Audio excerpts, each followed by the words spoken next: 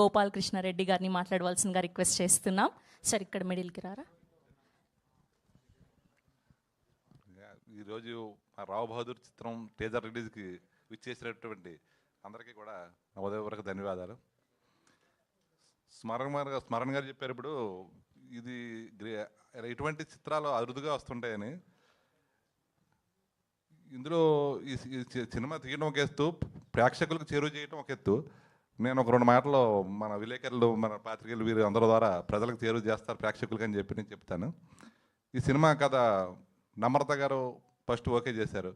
ఆవిడ చేసిన తర్వాత నాకు చెప్తాం జరిగింది. నేను అరగంటలో కథ విన్న తర్వాత చాలా డిఫరెంట్ స్టోరీ. మనం ప్రేక్షకులకు సినిమా ఎందుకు చూపిస్తున్నాం, వాళ్ళకి ఆనందం పంచాలి, మేము సేఫ్గా ఉండాలి, ప్రేక్షకులు కూడా సినిమా చూసి మంచి సినిమా తీశారు, ఒక వినోదాత్మకంగా అందించారు, మంచి చిత్రం అని చెప్పి వాళ్ళు అనుకోవాలని చెప్పి తపన పడుతుంటాం మేము. అంతే తప్ప ఏదో సినిమా తీసినప్పుడు ఎంతోమంది స్టేజ్ మీద చెప్తారు మా సినిమా చాలా బాగుంటుంది చూడండి అని, అందరూ నమ్మే తీస్తారు. కానీ మేము నమ్ముతంలో ఒక రకమైన పాయింట్ ఉండే నమ్మేవాడిని. ఇందులో అంత మహావెంకటేష్ గారి ఈ కథ చెప్పినప్పుడు అరగంట అంటే అసలు ఇది కథ వినగలదు, తీసేటప్పుడు చూస్తే తప్ప దీన్ని సంగతి తెలియదు అని చెప్పి నేను బలంగా నమ్మాను. వెంటనే నేను జాయిన్ అయ్యాను. మహేష్ బాబు గారు లాంటి వారు ప్రజెంటేషన్ ఇవ్వటం, నమ్రత గారు నచ్చి వీళ్ళు రావటం, ఒక రకంగా నాకు మంచి అవకాశం లభించినట్టే. ఎందుకంటే మహావెంకటేష్ గారు కేఆర్ఎఫ్ కంచరపాలెం నుంచి ఆయనతోటి చూసిన తర్వాత సినిమా చేయాలని అనుకునేవాడిని నేను. సత్యదేవ్ గారికి అంత ముందే కమిట్ అయ్యాను, కానీ ఆయన నాకు అవకాశం లేదు. ఈ సినిమాలో విశ్వరూపం, సత్యదేవ్ గారు విశ్వరూపం అంటే సత్యదేవ్ని ఎందుకు పెట్టి చేశారు ఈ సినిమా అని ఒక డౌట్ ఉండొచ్చు ఇప్పుడు. కానీ చూసిన తర్వాత ఇంతకన్నా ఎవరైనా చేయగలరా అన్నట్టుగా ఖచ్చితంగా అనిపిస్తుంది ప్రేక్షకులకి.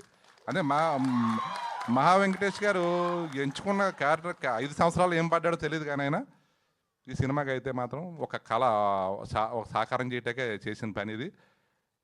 ఇప్పుడు గుండెల మీద చేసుకుని మేము చెప్తున్నాం, ఏదో ఇప్పుడు చెప్పాం కదా, నిజంగా గుండెల మీద చేసుకుని ఉన్నాం. సినిమా మొదలుపెట్టినప్పటి నుంచి కూడా మేమంతా ఇలాగే ఉన్నాం.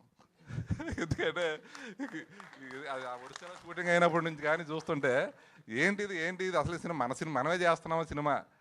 ఈ అనురాగ్ శరత్ రెడ్డి గారు నాకు ఈ ప్రాజెక్ట్ తీసుకొచ్చారు, ఎందుకు వచ్చింది మనకి ఇది, లేదా మహేష్ బాబు గారు వాళ్ళతో మనం టైఅప్ అవుతాం ఏంటి అని అనేక రకాల ఆలోచనలు ఉండి వరుస చూసినప్పటి నుంచి ఇలాగే ఉన్నాను. నేను సంవత్సరం నుంచి కూడా ఇలాగే ఉన్నా. జూలై 3వ తారీఖున ఇలా కూడా అంటాను మరి. అందరూ అంత థ్రిల్లింగ్, అంత ఎప్పుడు రిలీజ్ చేస్తాము సినిమా అని నాకు చాలా ఆరాటంగా ఉందండి. అంటే నేను ఇప్పటిదాకా చేసినవి కూడా డిఫరెంట్గా చేస్తున్నాం. మనం బలవంతంగా ప్రేక్షకుడు రుద్దగడదాం, మన సినిమా చేస్తున్నాం, చెప్తాం వరకు మన బాధ్యత, నచ్చితే చూస్తారు లేకపోతే లేదు. కానీ ఇది ఇంకొక రకం కొత్తదనం, వేరే కొత్తదనం, ఇంతవరకు ఎప్పుడు రాలేదు, నెవర్ బిఫోర్ ఇటు మూవీ రావటం. అంటే చూసిన తర్వాత అనుభూతి మీరే పొందుతారు.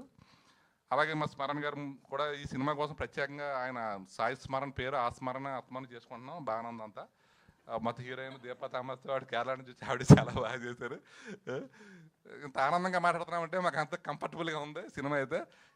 ఈ మీడియా మిత్రులు అందరూ కూడా దీన్ని ప్రేక్షకులకు చేరువ చేసి కొంచెం అంటే మేము తీసింది ఏంటని తెలియపరిస్తే మాకు ఒక ఆనందం. కొంచెం థ్యాంక్ యూ సార్, ఈ అవకాశం నాకు వచ్చినందుకు. ఈ నిర్మాతగా చాలా సంతోషంగా ఉన్నాను.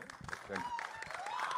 అది అసలు స్క్రీన్ మీద కనిపించే యాక్టర్లు మాత్రమే వైరల్ స్పీచ్లు ఇవ్వగలుగుతారా? ప్రొడ్యూసర్లు కూడా ఇవ్వగలుగుతారు. అది అదరగొట్టేశారు. మీరు హ్యాపీగా గుండెల మీద చేసుకొని పడుకోండి, సినిమా హిట్ అంతే. ఓకే, అండ్ ఇప్పుడు మా అనురాగ్ గారిని మాట్లాడవలసిందిగా రిక్వెస్ట్